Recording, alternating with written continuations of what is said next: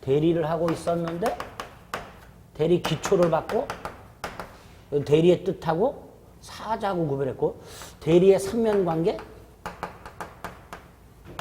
중에서 대리에게 뭐가 있어야 된다? 대리권이 있어야 된다겠죠. 대리권은 대리인 자신이 아니라 타인을 위해서 계약을 할 수 있는 지위, 권한 그랬죠? 이게 법률에 의해서 발생하는 경우가 있고 본인의 수권행위를 통해서 발생하는 경우가 있다 그랬죠. 각각 법정대리, 임의대리 그리고 수권행위가 뭔지 간단히 봤고요. 세 번째가 대리권의 범위가 나오고 네 번째가 대리권의 제한이 나오고 다섯 번째가 대리권 남용이 나옵니다. 요 세 가지는 나중에 할 겁니다. 내용은 요 두 가지가 아주 중요하긴 한데요. 좀 어려워요. 어렵기 때문에 나중에 할 거죠. 마지막이 소멸사유입니다. 자, 소멸사유를 보기 전에 요 두 가지가 왜 문제가 되는지만 간단히 생각을 해볼 거예요. 왜 문제가 되는지 책 같은 거 보실 생각하지 마시고 아까 갑이요. 아무거나 이렇게 붙어 그랬어. 아무거나. 우리 중식당을 들어가요. 그럼 이제 메뉴판이 있죠. 메뉴판이. 중식당은 이제 특이하게 이제 벽에 메뉴판이 딱 붙어 있죠. 메뉴판이 붙어 있는데 이제 식사료하고 요리하고 나눠져 있죠. 그죠? 일반 식당은 식사와 안주가 나눠져 있고요. 중식당은 식사와 요리로 나눠져 있죠. 굉장히 많죠. 근데 갑이 을에게 뭘 부탁했어요? 아무거나. 그래서 을이 여기 중에서 고르고 골라서 샥스필을 주문했어요. 갑이 화장실을 갔다 왔더니 샥스필이 딱 있어. 가격표를 봤더니 시가라고 돼 있어. 갑은 아무 말 안 하고 먹을까요? 을한테 일단 좀 따질까요? 따지겠죠. 야, 이게 뭐냐? 그러면 을은 샥스필, 야, 내가 샥스필 주문해달라고 안 그랬잖아. 그럼 아무거나 하라 그랬잖아. 갑은 아무리 아무거나 하라 그래도 이거 주문하면 어떡하냐. 을은 네가 아무거나 해서 아무거나 주문했지. 둘이 쫙쫙 싸울 거야. 그게 대리권의 범위의 문제. 어느 범위까지 할 수 있는가. 만약에 아무거나라고 했는데 샥스핀이 범위 바깥이라면 무권 대리로서 갑에게는 효력이 생기지 않고요. 범위 내라면 갑은 군소리 안 하고 먹고 돈을 내야 되고 이게 대리권 범위의 문제예요. 또 1억짜리 땅을 팔아달라고 부탁을 했어요. 근데 얼마 받아달라고 잘 안 했어요. 을이 팔았네요. 100만 원에 팔았네. 그럼 갑은 야 1억짜리 땅을 100만 원에 팔면 어떻게 해? 을은 네가 팔아달라고만 했지 얼마 받아달라고 했으니 안 했잖냐. 또 투닥투닥 싸워. 이런 것들이 대리권의 범위의 문제가 되는 거예요. 어느 범위까지 할 수 있는가. 그 범위를 넘으면 무권대리가 되는 거고 범위 내라면 갑에게 효력이 생기는 거예요. 그런데 이 범위에 대해서 우리 민법이 아무런 규정이 없어요.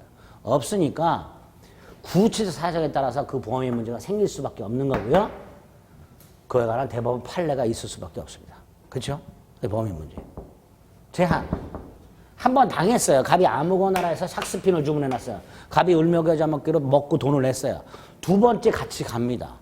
그리고 아무거나라고 부탁을 하면서 지난번 샥스핀 트라우마가 남아있어요. 그러니까 말을 해요. 10,000원 넘으면 안 돼. 제한하는 거죠. 미리 대리권의 범위를 딱 제한을 가할 수가 있단 말이죠. 이런 식으로 대리권에서는 대리인이 어느 범위까지 할 수 있는가의 문제와 그 범위를 어떻게 제한하는가의 문제가 남게 됩니다. 그래서 이 두 가지가 대리권에서 제일 중요하게 돼요. 내용이 좀 복잡하고 판례가 많기 때문에 나중에 할 거예요. 남용은 아예 볼 생각도 지금 하지 마시고요. 요거는 좀 기억하셔야 돼요. 대리권 소멸사유.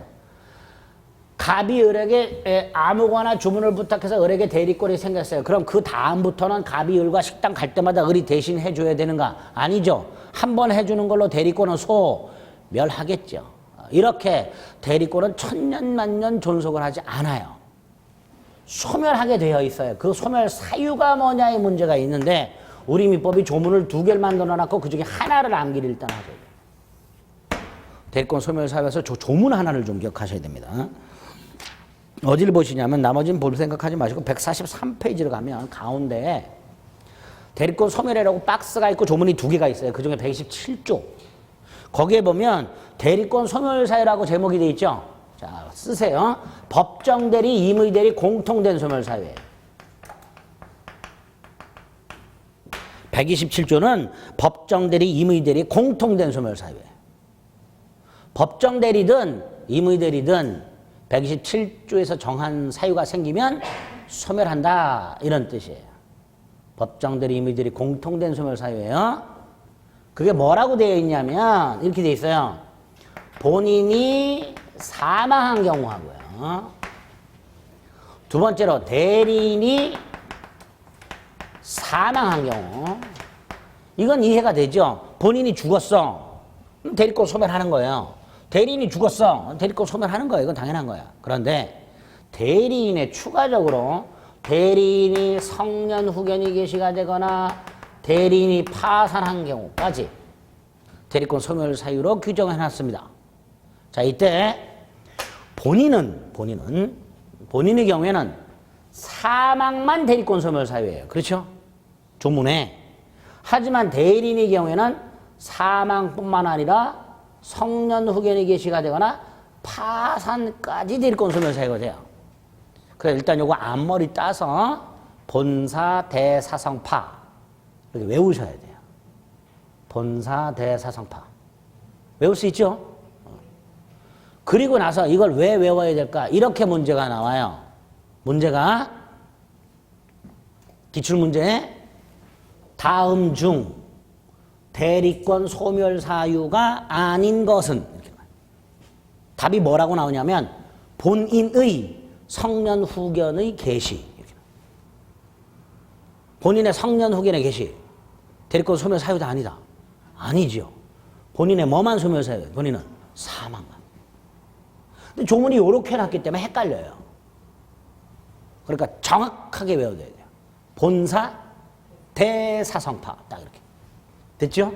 그 다음에 이제 대리인의 경우에 성년 후견의 개시나 파산이 뭔지는 나중에 말씀드릴 테니까 일단 오늘 입문 과정에서는 127조 법정대리, 임의대리 공통된 소멸 사유가 규정이 되어 있구나.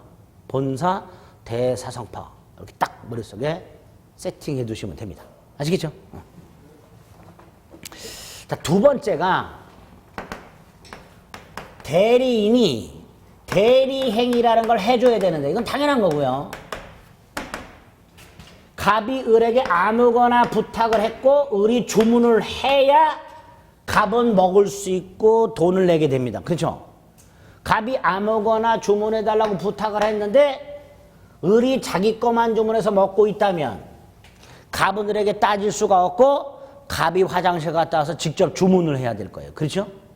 그러니까 일단 을의 갑을 위한 법률 행위가 일단 있어야 돼요. 이건 당연한 거예요. 그렇죠? 대리행위란 대리인의 본인을 위한 법률 행위. 이게 일단 있어야 돼. 그런데 이거를 어떤 방식으로 해야 갑에게 권리와 의무가 생기는가에 문제가 생기는 거예요.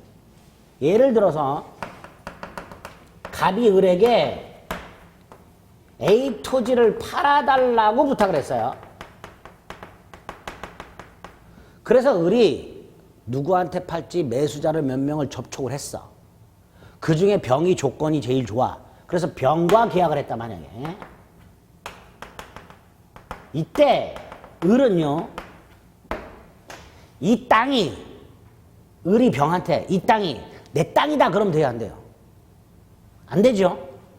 자기 땅 팔듯이 계약하면 안 되죠. 다시 말해서 을이 병하고 계약을 할 때 이 땅이 누구 땅임을 밝혀야 돼요. 당연히 갑수의 땅임을 밝혀야 돼요. 그게 대리행위의 방식이란 건데요. 114조 1항에서 을은 갑을 위한 것임을 표시하라 이렇게 해놨어요. 읽어볼게요. 맨 밑에 대리행위 방식 114조 143페이지 1항 대리인이 권한 내에서 그 다음에 본인을 위한 것임을 표시한 때 본인에게 효력이 생긴다 이렇게 돼 있죠. 그 다음에 그 두 번째 줄에 보면 직접이라는 단어가 있어요. 그 직접에다 동그라미를 딱 해주세요.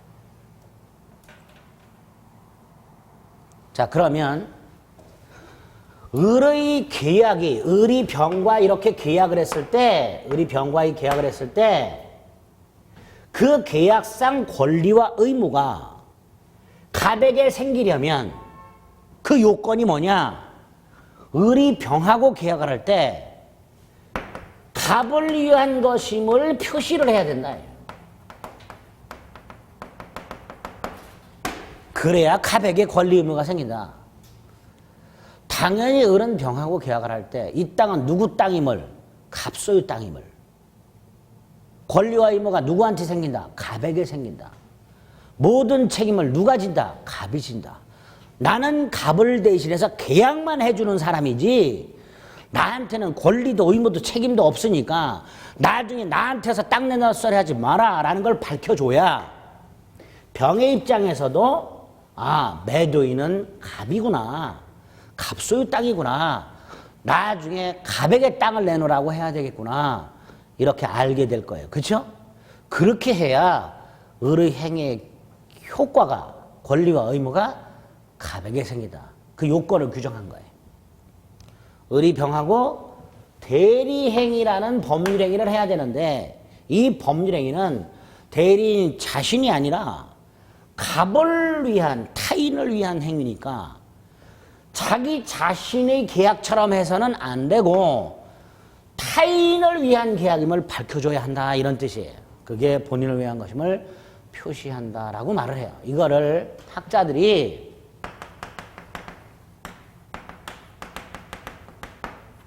대리의사 표시라고도 하고요. 드러날 현자, 이른 명자를 쓰기도 해요. 현명. 이게 누구 이름이냐? 본인 이름만, 본인 이름. 예를 들어 계약서를 써요. 에? 계약서를 쓸 때 매도인을 누구로 적시해야 돼요? 매도인, 갑. 을이 아니라 매도인, 갑. 대리인, 을. 이런 식으로 하라는 거예요. 매도인을 을의 이름으로 하면 안 된다는 거예요. 누구 이름으로 해라? 갑의 이름으로 해라. 본인의 이름으로 하라는 뜻이에요. 그걸 현명이라고 합니다. 이렇게 대리행위를 할 때 본인을 위한 것임을 표시를 해야 그 효력이 누구한테 생긴다? 본인에게 생긴다. 이렇게 해놨어요. 그러니까 한 장을 넘겨보세요. 네 번째 줄 양가로 2번. 만약에 본인을 위한 것임을 표시하지 않았어요. 그럼 이건 대리행위다, 아니다? 아니다. 누구의 행위다? 대리인 자기 행위로 본다. 자기 행위다. 을의 행위로 본다. 당연하죠. 을이 매도인이 갑임을 표시하지 않고 마치 자기 땅인 양 팔았다면 을이 매도인이 되는 거예요. 을이 책임을 져야 되는 거예요. 갑에게는 효력이 생긴다, 안 생긴다? 안 생긴다라는 거예요. 이게 대리행위의 방식이라는 거예요. 그래서 114조 1항과 115조 의미를 좀 이해를 해 주시면 됩니다. 대리인의 행위가 대리인이 아닌 본인에게 효력이 생기려면 어떤 방식으로 해야, 어떤 요건을 갖춰야 되는가? 이런 요건을 갖춰라. 본인을 위한 것임을 표시, 현명. 하지 않으면 누구의 행위다? 대리인 자신의 행위다. 이게 첫 번째 방식. 두 번째가 대리행위 하자라는 놈과 대리인의 능력이라는 게 나오는데요. 이거는 듣기만 하세요. 그냥 나중에 자세히 할 거야. 대리행위에서 대리행위 하자라는 거, 대리인의 능력에 문제가 생기는데 이게 왜 생기는지 생각을, 이게 왜 문제가 되는지 생각을 해보면 돼요. 을이 병하고 갑수의 땅을 매매하는 계약을 합니다. 법률행위죠. 그렇죠? 우리는 이 법률행위 중에서 대리행위라는 특별한 행위의 특별 효력 요건을 보고 있는데 이것도 법률행위니까 특별 효력권 보기 전에 일반적 효력 요건 이거 갖춰야 되죠. 그렇죠? 이것도 법률행위니까 우리가 앞에서 봤던 거 당사자는 능력이 있을 것. 그렇죠? 그 목적의 확정, 가능, 적법, 사회적 타당성을 갖출 것.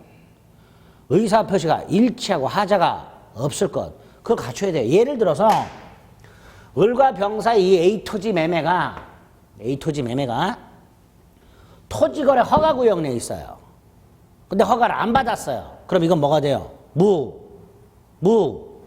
효겠죠. 아까 토지거래 허가구역에서는 허가를 받아라가 법이었고요. 그 법은 강행법규예요. 따라서 허가를 받지 않았다. 그럼 뭐가 되는 거예요? 무효가 되는 거예요. 이렇게 대리행위가 일반적 효력 요건을 갖추지 못한 경우를 뭐라 한다? 대리행위의 하자라고 합니다. 그런데 그 효력 요건 중에서 당사자는 능력이 있을 것이라는 게 있었죠. 그죠? 그런데 갑하고 병이 직접 계약을 하면 당사자가 갑하고 병이니까 갑이나 병이 의사능력과 행위능력이 있으면 돼요. 그렇죠? 그런데 갑이 을을 통해서 계약을 하면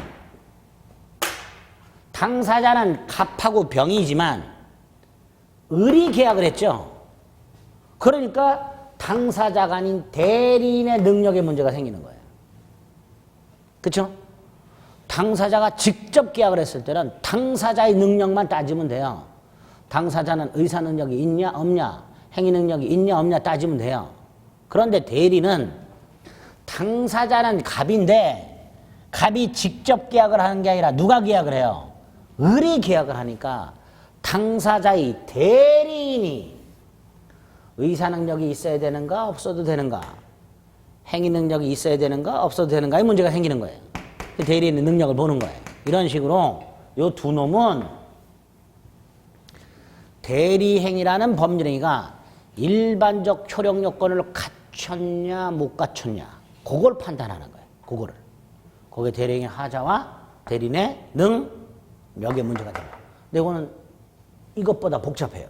복잡하니까 대리행위에서는 이 정도가 문제가 되겠구나. 대리행위가 유효하려면 일단 일반적 효력 요건은 당연히 갖춰야 되는구나. 만약에 못 갖추면 어떻게 되는가? 그걸 보게 되는 거예요. 여기서 따로. 그래서 대리행위가 유효하려면 대리인에게 대리권이 있고 그 대리권의 범위 내에서 본인을 위한 것임을 표시하는 대리행위를 해야 본인에게 유효가 되되 단 일반적 효력 요건은 당연히 갖추고 있어야 된다. 여기에 대리행위의 유효 요건이 되는 거예요. 그걸 대리의 삼면관계라고 합니다. 여기까지가. 세 번째가 복대리인데요. 복대리는 오늘 뜻만 생각해봐요. 뜻만. 복대리가 뭐냐? 갑이 땅을 팔아달라고 부탁. 을에게. 그런데 을이 사정이 생겨서 못 해주게 됐어요. 시간이 없어. 그럼 아까 안 하면 그만이라 그랬죠. 해줄 의무가 있다 없다? 없다 그랬어요. 안 하면 그만이에요. 그래서 을은 야, 나 바빠서 못 하겠다라고 말하면 그만이에요. 그런데 을이 갑에게 철석같이 해주겠다고 부탁을 했어요. 약속을 해줬어요. 걱정하지 마라. 내가 해줄게. 그래서 어쩔 수 없이 어떤 사정이 생겼을 때 을이 못하겠다고 갑에게 말을 못하고 병에게 다시 부탁을 해요. 병을 불러서 야, 내가 갑으로부터 이렇게 땅을 팔아달라는 부탁을 받았는데 꼭 해주겠다고 약속을 했는데 내가 사정이 있어서 도저히 못 해주겠다. 약속은 지켜야 되니까 네가 좀 대신해 주라. 그래서 병이 갑수의 땅을 팔았어. 이렇게. 자, 이때 병. 누구 땅을 팔았어요? 그러니까 누구의 대리인이에요? 갑의 대리인이죠. 을의 대리인이라 그러면 안 돼요. 누구 땅을 팔았어요? 갑수의 땅을 팔았어요. 우리 대리인의 행위는 그 권리 의무가 누구한테 생긴다 그랬어요? 본인한테 생긴다 그랬죠. 병의 A to G 매매계약상 권리 의무는 누구한테 생겨요? 갑에게 생겨요. 그러니까 병은 누구의 대리인이에요? 본인의 대리인이에요. 본인의 대리인. 대리인의 대리인이 아니라 착각하시면 안 돼요. 대리인이 해야 할 일을 대신해 주니까 대리인의 대리로 착각하는 분들이 굉장히 많고요. 시험 지문에도 대리인의 대리인하고 잘 나와요. 대리인의 대리인이 아니라 누구의 대리인이다? 본인의 대리인이에요. 본인의 대리인. 다만 본인의 부탁을 받은 거예요? 대리인 부탁을 받은 거예요? 얘는 누구로부터 부탁을 받았어요? 대리인이 선임한 거예요. 본인이 부탁을 한 게 아니라 대리인이 부탁을 한 거예요. 그걸 대리인이 선임했다 이렇게 말해요. 그래서 대리인이 선임한 누구의 대리인? 본인의 대리인. 이게 목대리예요. 이거 잊지 마세요. 대리인이 선임한 본인의 대리인. 또 하나 조금 어려워요. 이거는 인문과정 하기 조금 어려운데 그래도 들어두셔요. 의리병에게 A 토지를 팔아달라고 부탁을 했죠. 그죠? 그리고 병이 정과 A 토지를 매매하는 계약을 했어요. 자, 이때 요게 대리행위죠. 그죠? 본인이 땅을 팔아달라고 부탁을 했고 그 부탁받은 행위 그게 대리행위죠. 그죠? 자, 이때 병의 대리행위의 효력이 권리와 의무가 가백에 생기려면 병은 정하고 계약할 때 누구를 위한 것임을 표시해야 돼요? 갑을 위한 것임을 표시해야 돼요. 즉 갑의 이름으로 해야 돼요. 갑을 위한 것임을 표시 갑의 이름으로. 이게 대리행위니까. 그쵸? 그런데 의리병한테 부탁을 하는 거 이거 대리행위예요? 아니에요? 요거 대리행위다 아니다? 잘 생각하고 대답하세요. 이거 대리행위? 대리행위? 대리행위? 아니지요. 아니 지금 밑에서 이게 대리행위라고 그랬잖아요. 예?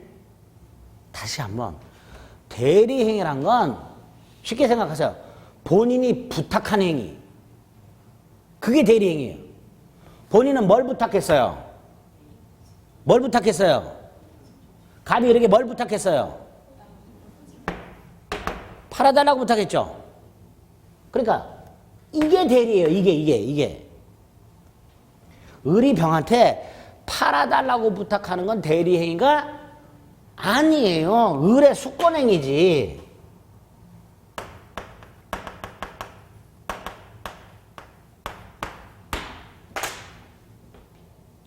요거 머릿속에 이해하셔야 돼요. 의리 병에게 갑수의 땅을 팔아달라고 부탁하는 것은 의뢰의 대리행위가 아니라 의뢰 수권행위예요. 그렇죠?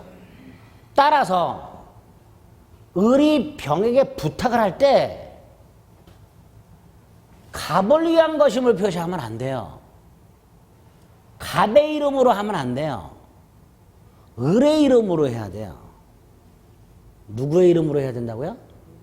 을의 이름으로. 복대리를요, 우리 대법원이 이렇게 말을 해요. 대리인이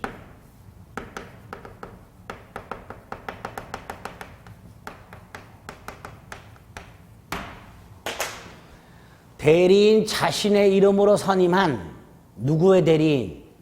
본인의 대리인. 자, 이때 대리인이 선임했다는 말하고요. 본인의 대리인이란 말은 어느 정도 수긍이 돼요. 근데 이 대리인 자신의 이름으로 선임했다. 이게 납득이 안 돼. 이게 무슨 말인지 이해가 안 되는 거예요. 이게. 자, 근데 이렇게 기억하시면 돼요. 대리행위는 누구의 이름으로 하는 거다? 본인의 이름으로. 그렇죠? 그런데 이거는 대리행위가 아니니까 본인의 이름으로 하는 게 아니라 누구의 이름으로 하는 거다? 대리인 자신의 이름으로 하는 거다. 두 번째, 그 의미가 뭐냐? 아까 제가 의리병하고 계약을 할 때 본인을 위한 것임을 표시한다는 것, 즉 본인의 이름으로 한다는 건 이런 거라 그랬어요. 이 땅은 갑소유 땅이고 따라서 매도인은 갑이고 따라서 권리와 의무도 갑에게 생기고 책임도 누가 진다? 갑이 진다. 그런 뜻이라 그랬죠. 누구의 이름으로 한다라는 건 그 사람이 책임을 진다라는 거예요. 그렇죠? 내가 어떤 일을 내 이름을 걸고 한다. 무슨 뜻이에요? 내가 책임진다. 이런 뜻이잖아요. 마찬가지예요. 잘 보세요. 의리병한테 야 내가 갑으로부터 부탁을 하나 받았는데 네가 좀 해주라. 병. 야 나 갑 잘 모르는데 혹시라도 내가 했다가 갑이 나한테 뭐라 그러면 어떡하냐. 그런 이렇게 말합니다. 걱정하지 마. 내가 책임져. 뭐라 한다고요, 의리? 걱정하지 마, 너는. 내가 책임질 테니까. 이렇게 말하면서 병한테 부탁한다는 뜻이에요. 무슨 말인지 아시겠죠? 그래서 복대리는 대리인 자신의 이름으로 선임한 본인의 대리인. 이게 머릿속에 딱 완전히 세팅이 돼 있어야 돼요. 이거 머릿속에 안 박혀 있으면 1년 내내 헷갈려요. 1년 내내. 기본이. 표정이 어두우셨어. 난 모르겠어. 그럼 괜찮아요. 그냥 우리가 앞으로 공부해야 될 놈 중에 복대리라는 놈이 하나 있다. 그것만 생각해도 돼. 아시겠죠? 복이 많은 대리를 말하는 게 아니에요. 중복복자를 말하는 거예요. 나중에 가면요. 복대리인도 또 복대리인에게 부탁해서 이거까지 머리가 막 터지는데 일단 복대리는 요런 놈이다. 이렇게. 괜히 했다.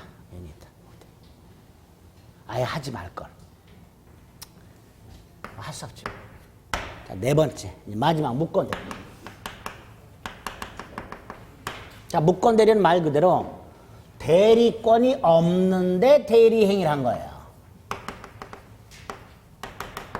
아까 말씀드린 거. 갑이을에게 내 거는 내가 주문할 테니까 너는 네 거만 주문해. 즉 갑이을에게 부탁을 한 적이 없어요. 그럼 우리는 대리권이 없어요. 그럼 우리는 자기 거만 주문해야 돼. 근데 갑이 화장실 갔다 왔더니 을이 지멋대로 주문해놨어. 이게 묵건대리예요. 대리권 없는 자의 대리행위. 갑이 땅이 하나 있고 후레자식 놈이 하나 있다. 사업한답시고 아버지 재산을 다 말아먹었어요. 하나 남았어요. 또 왔어요. 을이. 아버지 대박 아이템이 하나 있습니다. 마지막으로 저 남은 A토지를 팔아서 사업자금 좀 대주세요. 아버지 절대로 안 된다 이놈아. 저것만은. 을 순순히 물러나지 않습니다. 몰래 아버지 집에 침입을 해서 등기권리증, 신분증, 인감도장을 훔쳐가지고 서류를 위조해서 마치 지가 대리권이 있는 것처럼 속여서 병과 매매를 해요. 자, 갑은 아들 을에게 땅을 팔아달라고 부탁을 한 적이 없죠. 즉 을은 대리권이 없어요. 그럼에도 불구하고 대리행위를 했어요. 갑에게 효력이 있다 없다? 없지요. 갑에게 무효예요. 설령 을이 병에게 등기를 넘겨줬다 하더라도 무효예요. 그러니까 갑은 병한테 가서 말소해라. 그러면 돼요. 병은 갑에게 자식 1인이 책임져라. 갑은 호적에서 팔 거다. 콩박을 먹이든 말든 네 마음대로 해라. 그럼 끝이에요. 갑에게는 아무런 효력이 생기지 않습니다. 이게 묵건대리예요. 그런데 두 가지 경우를 예를 들어보게 생각을 해보세요. 이 갑이 갖고 있는 땅이 1억짜리예요. 아들놈이 몰래 팔아먹었다는 사실을 아버님이 알게 됐어요. 부르지요. 혼내지요. 그러다 물어보지요. 뭘 물어봐요? 얼마에 팔았냐. 꼭 물어봐요. 을이 대답합니다. 5천만 원. 갑자기 아버님은 힘이 불끈 나서 더 패겠지요. 그런데 을이 이렇게 대답합니다. 10억. 그러면 아버님은 어떻게 할까요? 잘했다. 드디어 네가 한 건 했구나. 이렇게 될 거예요.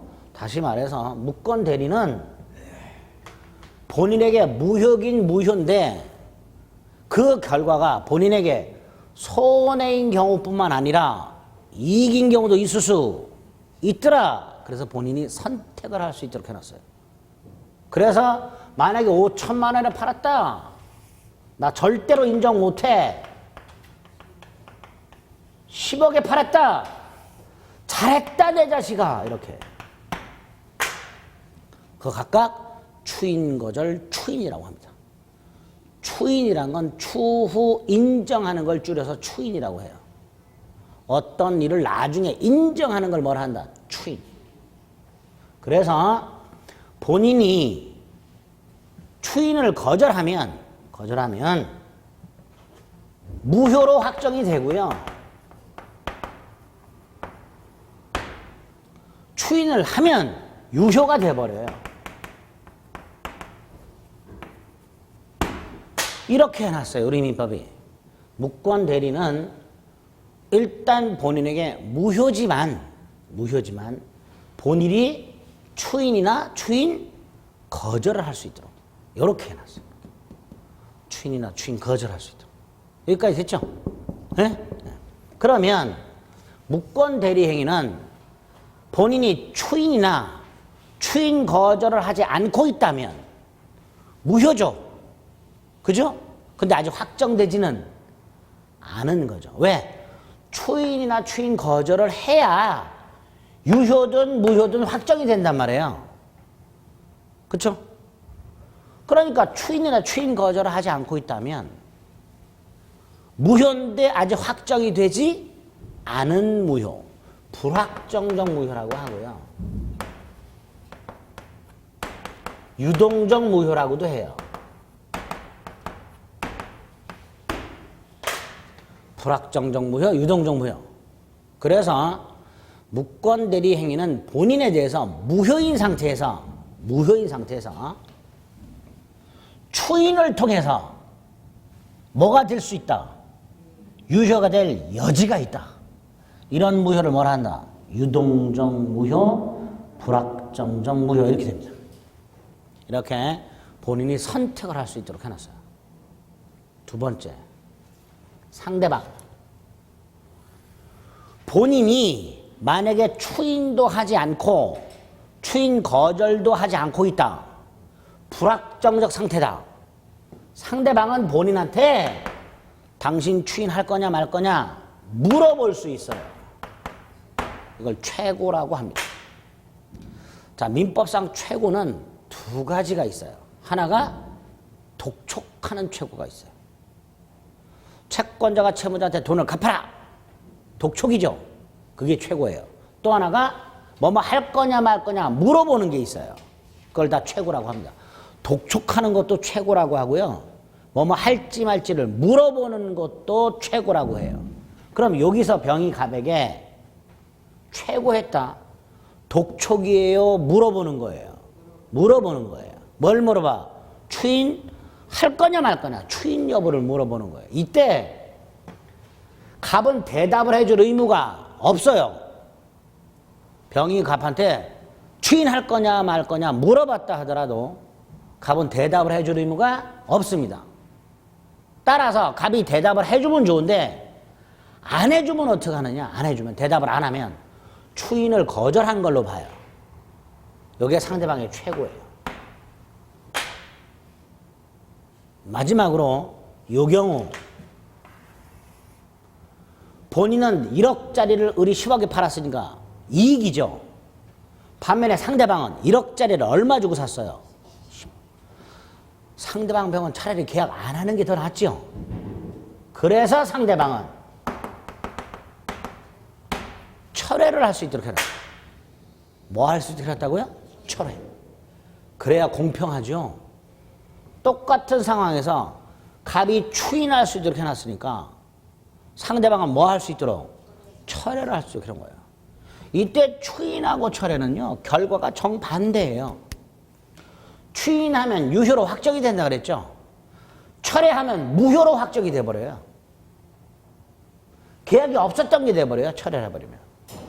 그러니까 본인의 추인하고요, 상대방의 철회는 효과가 정반대예요. 그런데 이런 상황에서 본인은 추인을 했고, 예? 상대방은 철회를 해버렸어요. 그리고 싸워. 갑이 병에게 내가 추인했으니 10억 내놔. 병은 나는 철회했어. 못 줘. 둘이 싸워. 이때 본인의 추인하고 상대방의 철회하고 어떤 게 우선할까요?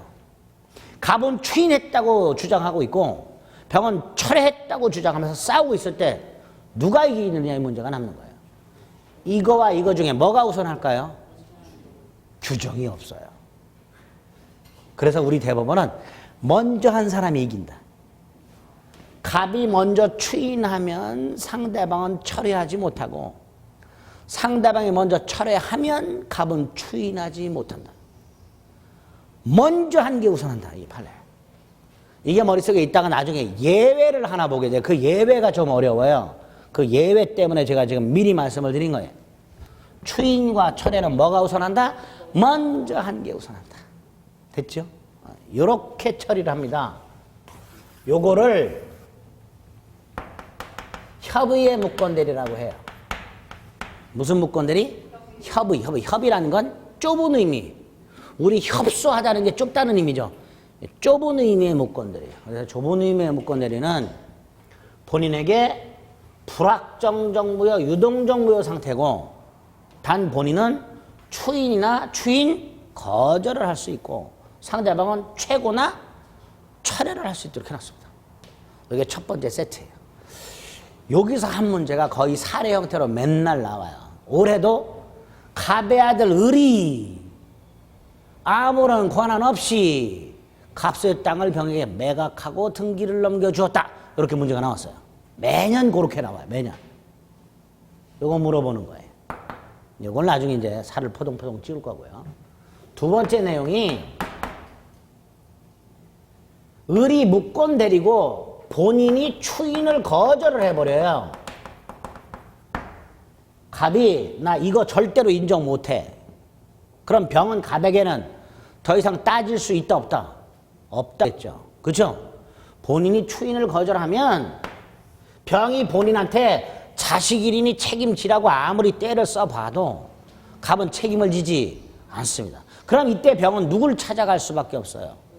을을 찾아가서 책임지라고 따져야 되겠죠. 이게 우리 민법 135조 무권대리인의 책임이라는 거예요. 아, 무권대리인이 책임지는 경우 있구나. 그렇죠? 이걸 이제 두 번째로 봐야 돼요. 무권대리인이 책임을 지는 경우. 어떤 경우에 무권대리인이 책임을 지는가?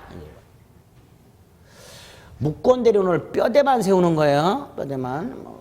세 번째가 표현대리라는 게 하나 있어요. 자, 표현대리는 또 뭔지 생각을 해보면 갑이요, 을에게 101호 아파트를 담보로 대출을 받아오라고 부탁을 했어요. 우리 주택담보대출 같은 경우는요, 금융기관마다 이자도 좀 다르고, 그죠? 기간도 좀 다르고, 대출액도 좀 차이가 나고 그렇겠죠? 그러니까 갑이 을에게 금융기관 몇 군데를 다녀보고 가장 좋은 조건으로 대출을 받아와라 부탁을 하고 서류를 줬어요.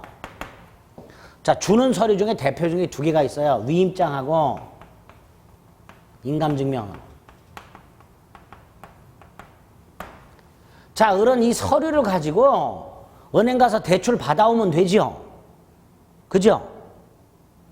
아니, 갑이 을에게 뭘 부탁했다? 주택담보대출을 부탁했다. 그리고 서류를 줬다. 그럼 그 서류를 가지고 은행 가서 갑의 이름으로 대출 받아오면 되죠?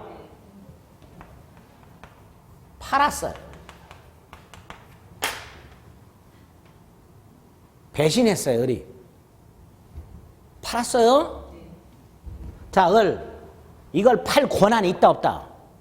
없죠. 무권대리예요.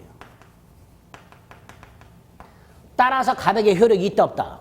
없죠. 그런데 여기서 문제가 하나 생겼어요. 무슨 문제가 생겼냐?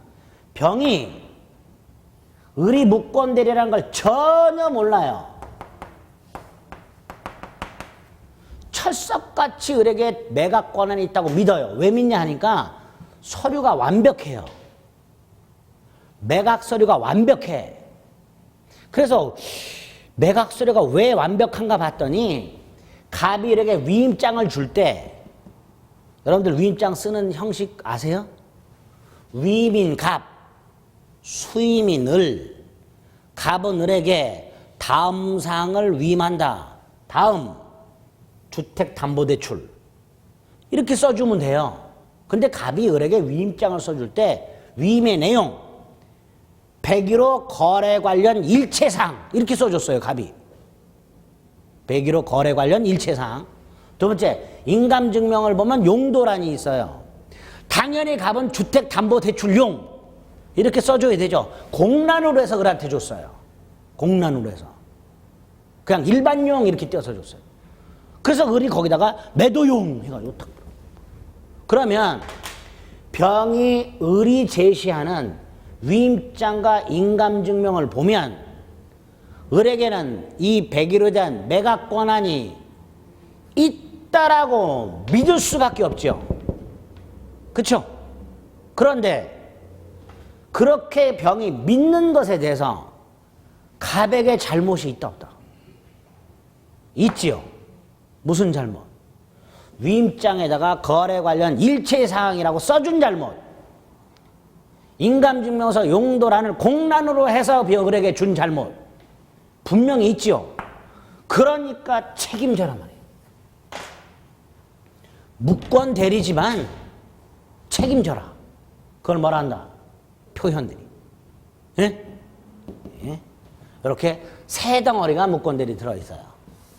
전체를 합쳐서 광의의 무권대리 이렇게 불러요. 광의의 무권대리. 요거를 나중에 이제 보게 됩니다. 딱 이렇게 뼈대를 잡아 두셔야 돼요. 그래서 대리는 총 4덩어리. 대리 기초, 대리 삼명관계, 복대리, 무권대리. 이렇게 내용이 구성이 되어 있습니다. 뼈대 딱 잡아 두셔야 돼요. 자, 148페이지. 146페이지 먼저. 표현대리 뜻만. 복대리는 건너뛰고 없고. 표현대리를 보면 이렇게 되어 있죠. 의의 146페이지. 대리인에게 대리권이 없음에도 불구하고 을에게 매각 권한이 없음에도 불구하고 마치 매각 권한이 있는 것 같은 겉모습. 위임장의 거래 관련 일체사항. 인감증명서의 매도용. 이렇게. 겉모습이 있죠. 그리고 그 겉모습, 외관이란 건 겉모습을 말합니다. 그 겉모습 발생에 본인이 어느 정도 원인을 주고 있을 때, 세 번째로 그 겉모습을 믿고 거래한 제3자를 보호하는 이런 제도를 뭐라 한다? 표현대리. 무권대리지만 을에게 매각 권한이 없지만 마치 매각 권한이 있는 것 같은 모습을 갖고 있고 갑이 그에 대해서 일정한 원인을 제공했을 때 따라서 병은 을에게 매각 권한이 없다는 걸 전혀 모르고 을하고 거래했을 때 이럴 때 병을 보호하는 제도를 뭐라 한다? 표현대리라고 합니다. 이 표현대리가 세 종류가 있는 거예요. 대리권 수여 표시 권한을 넘은 표현대리, 권한 소멸 표현대리가 있는데 이게 그 권한 넘은 거예요. 대출 권한을 넘은 표현대리가 되는 거예요. 이게 권한 넘은 표현대리가 되는 거예요. 요걸 이제 볼 거고요. 한 장을 넘겨요. 148페이지 하단에 협의의 무권대리라고 되어 있죠? 무권대리 중에서 표현대리 요건을 갖추지 못한 거. 표현대리가 되면 본인이 책임을 진다 그랬어요. 그래서 표현대리를 뺀 나머지 협의의 무권대리. 본인에게 아무런 효력이 생기지 않는 거. 그래서 오른쪽에 보면 양가를 본 효과. 원칙적으로 본인에 대하여 아무런 효력이 발생하지 않는다. 다만 본인이 원하면 추인하여 유효로 할 수도 있고 원하지 않으면 추인을 거절하여 확정적 무효로 할 수도 있다. 그래서 본인의 추인권과 추인 거절권이 있는 거고 다음 페이지에 보면 상대방의 최고권과 철회권이 나오게 됩니다. 그리고 마지막으로 무권대리인의 책임 여기 하나 나오게 됩니다. 그렇죠? 요 정도 기본적인 목차를 생각을 해 주시면 됩니다. 됐죠? 네, 요 정도. 그래서 오늘 무권대리까지 기본적으로 어떤 내용이 들어있는지 또 기본적인 개념은 무언지 요거를 살펴본 거예요. 그죠? 안 어렵죠? 어렵죠? 듣는 것만 해도 어렵죠? 어려워요. 그러니까 처음부터 이렇게 뼈대를 잘 세워두셔야 나중에 조금씩 더 할 수 있게 됩니다. 아시겠죠? 다음 주까지 예습은 하지 마시고 첫 주 거 하고 이번 주 거 하고 총 오리엔테이션까지 포함한 총 강의가 6개가 있어요. 쫙 보고 오실 수 있죠? 하루에 1시간씩만 투자하시면 돼요. 꼭 좀 복습을 해 오시길 다시 한번 부탁드리고, 그리고 집에서 인강만 보고 계신 분들은 다음 주에는 꼭 오세요. 부탁드리겠습니다. 아시겠죠? 여러분들은 당연히 오셔야 되고. 예?